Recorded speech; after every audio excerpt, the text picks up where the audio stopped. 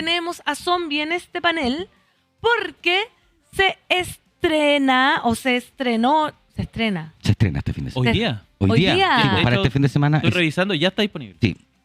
O sea, ya se estrenó, como la cosa. Ustedes no saben lo que significa para el mundo, la cultura y el noveno arte el estreno de Eso. Hoy se estrena El Eternauta en Netflix. Eso es... Mira, me encanta Zombie que me hace competencia en los aplausos. Yo siempre digo que yo pido muchos aplausos porque no puedo estar sin aplaudir. Me parece que todo se celebra. Entonces, hoy se celebra El Eternauta. Claro. Es una histórica, icónica historieta argentina de Héctor Oesterheld. Héctor Germán Oesterheld. Y Francisco Solano López, y llega por primera vez a la pantalla como una serie de Netflix protagonizada por nada más y nada menos que Ricardo Darín. Era que no. Después les voy a contar cómo conocí a Darín. Es una situación una situación muy extraña cuando estaba filmando una película de Trueba en el Parque Forestal. Y él estaba vestido de... Cuéntala al tiro. Ya está contando. Él hacía... Bueno, era un día de lluvia muy grande y en el edificio de la Cámara de Comercio, que está en la esquina justamente de Merced con José Miguel de la Barra, lo tenían tomado como locación. Y él tiene que haber estado actuando adentro. Yo vivía en el edificio al lado, arriba de, para quien conozca la zona, Los Chinos Gay. La conozco. Lo que para los que lean a Lemebel saben perfectamente quién es Los Chinos Gay. Y yo vivía arriba de Los Chinos Gay. Y ¿cómo se llama esto? Tenía que ir a comprar, era un día domingo a las 6 de la tarde. La película había tenido muchos retrasos porque llevaban ocupando toda la zona mucho tiempo. La danza de la... ¿Cómo se llama? No, la danza de realidad de Jodorowsky. Tiene otro nombre, la danza de algo. Y me acuerdo que bajo, entre medio de la lluvia, y habían colocado todo el equipo técnico de iluminación, que no era lo que tenemos ahora en LED. Estamos hablando de freneles grandes. Halógeno. Claro, o sea, si queréis tener una luca de lúmenes teníais que meter así harto foco. Y estaba impensado pasar por todos los cables y llovía. Entonces el piso estaba mojado y los cables estaban expuestos ahí en la pasada. Y yo llego y veo a un flaco, un técnico así fumándose un pucho tú saliendo de la casa. No. Pantufla. Regio. Claro, regio, estaba impecable. Regio. Y con el paraguas, y digo, ¿cómo diablos vamos a pasar por acá? Porque esto está lleno de cables. Y miro al técnico que está al lado y le digo, oye, man, ¿se puede pasar por esta weá?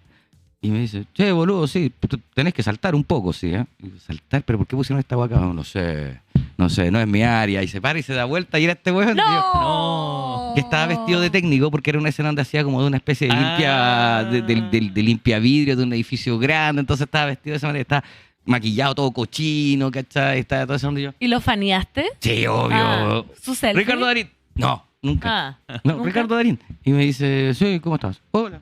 Oye, me encanta tu trabajo. Sí, gracias. Fumaba piola. Me quedé con el paraguas. 2 preguntas más. Buena onda, voy a comprar. Y empecé a saltar, po. A saltar por los cables. A saltar Mario por los Bros. cables. Y de repente cuando estoy llegando dice, te falta poco. Y grita la wea, yo como, buena onda.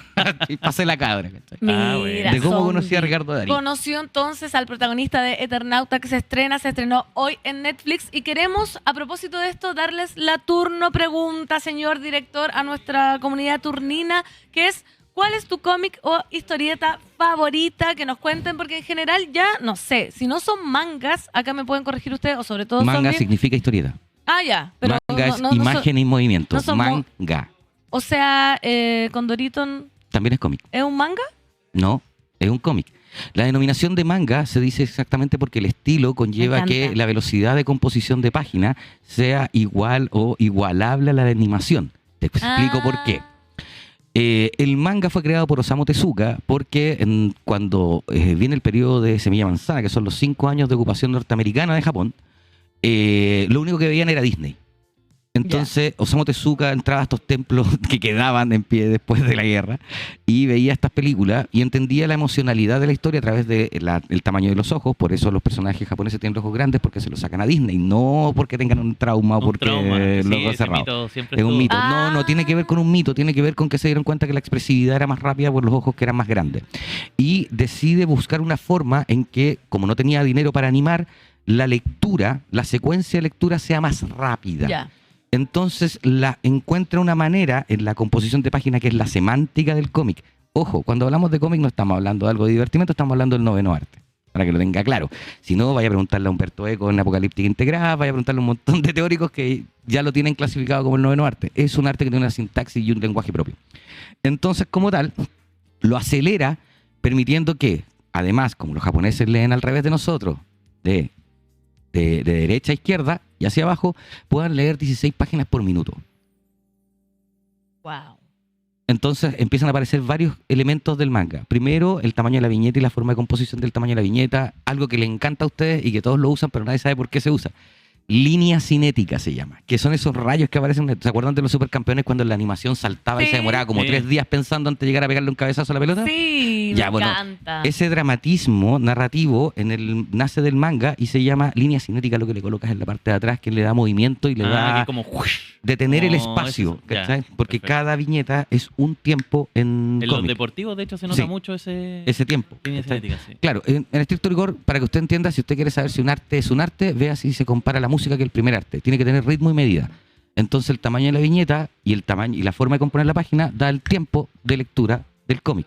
Y eso es el ritmo y medida de la sintaxis del cómic. Mira, Mira, y espérate que se me fue. Manga es imagen y movimiento. Imagen en movimiento. imagen y movimiento. Bueno, Claro, entonces, en Italia, lo que pasa es que el manga acá llega porque es popular la palabra. Pero si nos llegara material italiano sería fumetti. Si llegara material francés sería bande dessinée. Y así, tiene diferentes nombres. De hecho, nosotros usamos la denominación. ¿Y en Chile cómic? Debería ser historieta. historieta. Debería ser historieta. El término real en el español es historieta para el lenguaje. ¿Y cuál es tu favorita? Nosotros ocupamos cómic porque ocupamos el anglicanismo porque en el fondo es comic strip, tira cómica, pero no siempre una tira cómica. Watchmen no es cómico. De hecho, Sí, acá en el chat, respondiendo la turno pregunta, decían Watchmen y no están dispuestos a discutir. ¿Cuál es Es que tu no hay historieta cómica? forma de discutir. Watchmen ¿También es tu favorita? Watchmen está seleccionando. No es mi historieta favorita. Ah, ya. Watchmen se convirtió en una de las 25 novelas más importantes del siglo XX. Igual que Mouse. Mouse es un cómic que trascendió del formato Bueno, de vamos a hacer una novela gráfica. Es una novela gráfica que trasciende eso y es el primer cómic que gana un Pulitzer en la historia. Joe Sacco también ha tenido la opción de ganar Pulitzer, que es muy interesante porque ahora que está ocurriendo lo de Gaza, Joe Sacco y Spiegelman, un judío y un palestino, escriben sobre lo que está ocurriendo en Gaza. Y está siendo publicado ahora y lo pueden ver, lo pueden buscar en internet. Es muy interesante eso. Pero el lenguaje es un lenguaje superior, para que lo entendamos. Entonces, en todas partes tiene una denominación de nombre distinto, pero nosotros acá debería ser historieta. Y para que la gente lo sepa, Chile fue el mayor productor de historietas de Latinoamérica hasta el 73. No me pregunten por qué, algo raro pasó ahí. Llegó Manrique, echa de menos tu risa. ¿Cómo se llama esto? Algo pasó en el 73, una cosa rara, como que la gente desaparecía, era abducida. Entonces, una editorial muy importante que se llamaba Kimantú y que publicaba 60 títulos semanales, exportaba a toda Latinoamérica. 60 títulos semanales. Sí, nosotros competíamos con Argentina. De hecho, exportábamos Sí, de dibujantes hecho, a la producción Argentina. del libro también era súper alta. Muy alta por Kimantú, claro. Sí. Era un tema importante, se vendían ejemplares cada semana, teníamos jungla, teníamos millones de publicaciones y en su símil, hasta en ese mismo periodo de oro de Chile, competíamos con Argentina, que Argentina también tenía su lenguaje narrativo que no fue coaptado por los gobiernos del momento, entonces continuó creciendo. Nosotros no, tuvimos un quiebre apagón. desde el 73 hasta la aparición de Beso Negro, que nació en el garage de Matucana, allá en el año 86. ¿Cachai? Entonces tuvimos 10 años y las generaciones que vinieron después tuvieron que aprender solo a hacer cómic porque no tuvieron profesores ni papás.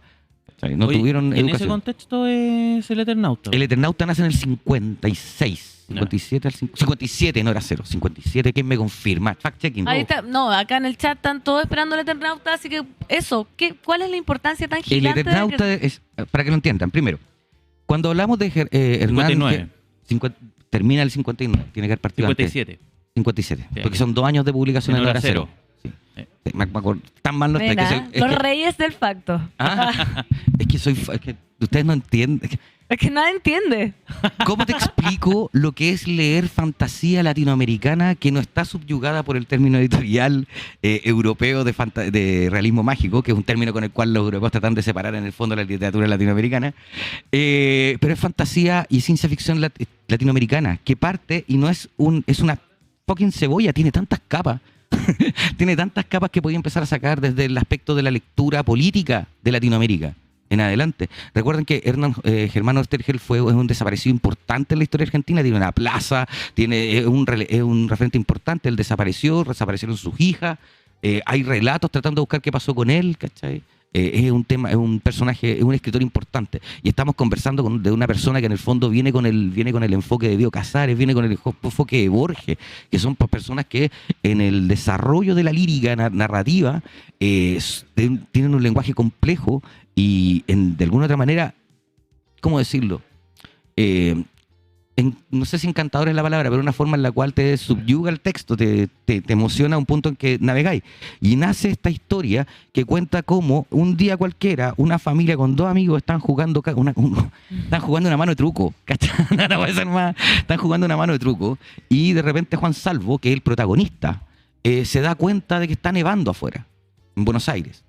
Y esta nevación se extiende después, antes de eso creo que, no, miento, antes habían escuchado que había algo en el Pacífico, algo cayó en el Pacífico y lo habían escuchado en las noticias, luego viene la nevada, apagón y se dan cuenta que en realidad están en una invasión extraterrestre poco a poco. Y hay una invasión extraterrestre en Latinoamérica. Ustedes dirían, pero eso es fácil de contar como historia. No es tan así. La historia hace un ejercicio de metalenguaje, porque el relato parte cuando Juan Salvo viaja en el tiempo y el espacio a contarle a Oesterheld en el cómic, así parte la historia, ¿ya? La historia de cómo ocurrió esta invasión argentina.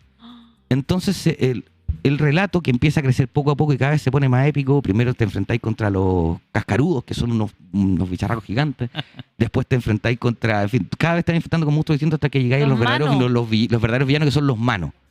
Y ahí descubrí toda esta idea de la dimensión y el tiempo en este juego de Cinto Moebius que tiene la historia, que hace que no solamente sea una invasión, sino que crezca en la épica de la narrativa.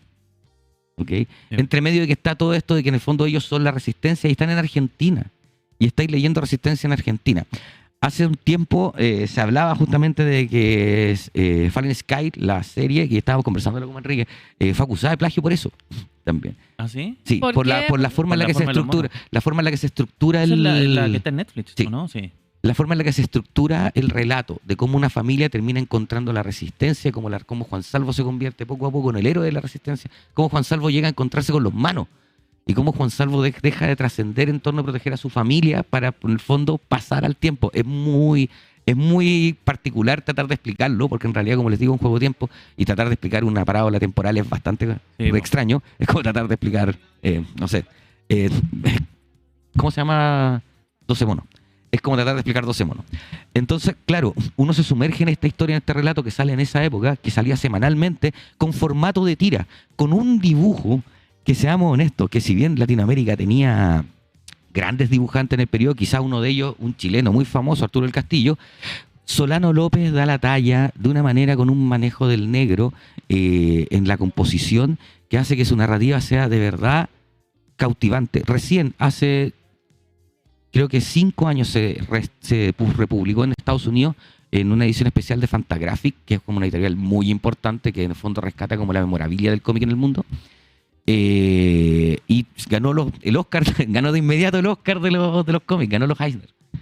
Como mejor material de archivo, que empezó a ganar, porque es una historia que, si bien tiene un formato antiguo de cómic, hoy en día los cómics tienen más imágenes que texto. Esa estética media Johnny Quest.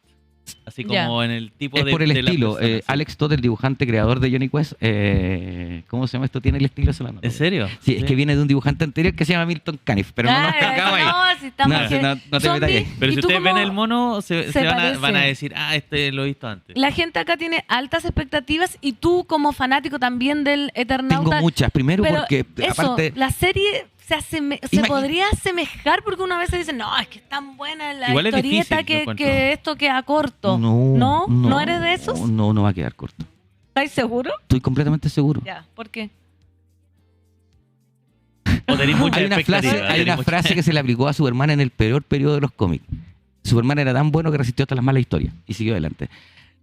no tenéis cómo echarte, o sea, de verdad no tienen cómo echarse, a menos que cambien la historia, que nadie la quiere cambiar, porque de verdad No, es que es muy buena. es como de verdad meterle mano al eje central del Señor de los Anillos. Es como que no le vayan, o sea, podéis cambiar un par de detalles, desaparecer a Tom Bombadil y hacer ese tipo de cambios, pero de ahí a romper el eje de, oye, hay un flaco con un anillo caminando, no podéis. Claro. No va a pasar eso. Entonces, O sea, va a ser buena la serie. esta serie, lo único que puede tener como defecto clásico que tiene las audiencias, porque tiene que ver con la percepción de las audiencias, que pueden reclamar por que, ay, no, que el CGI, esto, otro, o por aspectos técnicos que les puedan molestar. Recordemos que hay una percepción bastante baja sobre el cine latinoamericano en las audiencias. Piensan que es como una categoría más baja del B. Y en realidad estamos viendo una superproducción. Hay demasiados países metidos con lucas para poder hacer esta obra, que es la obra más importante del cómic latinoamericano. Repito, esta obra, que es la obra más importante del cómic latinoamericano. Entonces, de verdad, no es como... No, se muere la cantidad de fans que tiene el resto de Latinoamérica. No, sí, acá la gente está en llama. De hecho, está pidiendo un programa para Zombie. Te podríamos invitar una vez a la semana, una vez cada 2 semanas, porque la gente está interesada. Dice que te piden el ABC de los cómics. No quiero que me digas nada ahora para poder dejarte amarrado. ¿Cachai? La gente que no ha leído cómics, ¿cómo recomiendan partir? Está diciendo, por favor, Doctor Zombie, un programa. Así que yo me lo quiero robar porque él no tiene tiempo para tener un programa. Entonces que venga para acá. Me encantaría, pero ya mi vida no me permite tener un programa, entonces vengo a ver a la amiga. Por vengo a ver al amigo. Mira, y tenemos un audio. A ver, ¿aló? ¿Aló? Estoy viendo turno y me estoy llevando la sorpresa de ver en pantalla a esta gran persona que es el Dr. Zombie, Jorge David. Nosotros nos conocimos hace un tiempo atrás en la SCD y hasta la fecha es una de las personas que le tengo mucho respeto, lo recuerdo con mucho cariño, como una persona muy noble, así que me dio mucha alegría verlo en pantalla hablando de 2 cosas que él ama, por lo que tengo entendido: el cine y los cómics. Me encanta verlo, aún recuerdo que él dibujaba muy bonito. Espero todavía que público, le esté yendo muy bien. Le mando muchos abrazos y eso. Gracias. ¿Quién es? Katy se llamaba. No sabemos quién es. Una fan. Zombie tiene fan. Uno no tiene por qué conocer a todos los fans. Trabajó en la SCD. Pero el número es de otro país, me dicen por acá. Están soplando que el número es de otro país. Es más 310. ¿De dónde es ese carrier? Oye, ¿dónde el carrier? Bueno, estamos con Doctor Zombie en vivo y en directo, haciendo turno en vivo. Son las 10:02. Hoy día se estrena entonces el Eternauta imperdible. Zombie dijo que no nos va a desilusionar, así que le vamos a creer. Nada. Seguramente la próxima semana te vamos a tener comentando. O sea, disfruta, imagínate la idea de poder ver una serie de ciencia ficción que ocupe, no sé, hay una batalla en Plaza Italia, o que veáis caer por un bombazo la Torre Eiffel. ¿Sabes que la empezada del Eternauta, esto no es spoiler porque son las primeras escenas, que es muy buena, es muy intrigante? Tenemos el tráiler, de hecho. Pero parte con Buenos Aires nevando. Y eso es muy impactante porque en Buenos Aires no neva nunca. Entonces todo, ¿qué onda? ¿Qué está pasando? Y estamos hablando de un cómic de los años 50, el tema del calentamiento global no existe. De hecho, ahí vemos la primera imagen en la nieve y después se dan cuenta que esa nieve va matando a la gente que tiene contacto con ella. Claro, por eso están vestidos con este traje para no tocar la nieve, que es una idea que se le ocurre a Mosca, que es el amigo que está jugando mano, que es profesor de historia. Y es como el único tipo que piensa en el relato, que le va diciendo a Juan Salvo todo el rato: ojo, si cortáis los conductos de esto, significa que esto, si pasa que esto, el cerebro es Mosca. Ajá, el que va siguiendo como la línea para que no se vaya... No hagan spoilers. Oye, pero panoramazo entonces para hoy día, que ya mañana es feriado, está nublado, llegar a la casita, una frazadita, un cafecito y ver el Eternauta. Zombie, muchas gracias. Oye, siempre es un placer tenerte en el panel. La gente te ama. Mira, tenemos más de 630 conectados. Aprovechen de darle like a la transmisión para que vuelva Zombie. ¿Quiere decir algo? Sí, aprovechando que les gustan los cómics, mi última novela gráfica todavía está en librerías. Puede buscarla, en Buscalibre sale más barato. Los juicios de Chile, ciencia ficción, cyberpunk, bastante política, bastante actual, no es para niños. Así que si quiere buscar, péguese una vueltecita por ahí.